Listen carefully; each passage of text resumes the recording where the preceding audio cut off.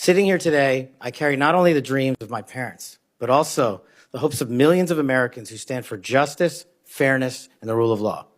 My commitment to these principles is deeply rooted in my family's history, which has profoundly shaped my worldview.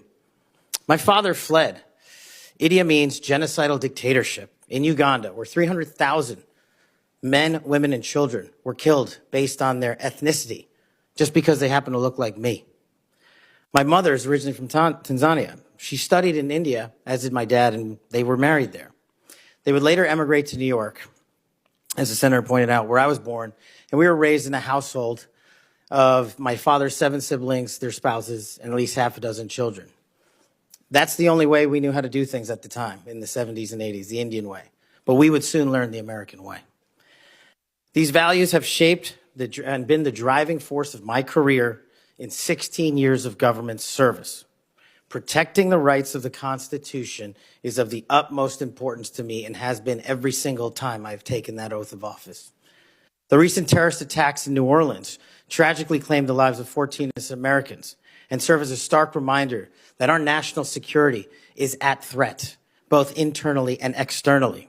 The FBI, the Federal Bureau of Investigation, and the Department of Justice, where I served, play a pivotal role in securing our freedoms and our safeties for American citizens. If confirmed as the next FBI director, I will remain focused on the FBI's core mission.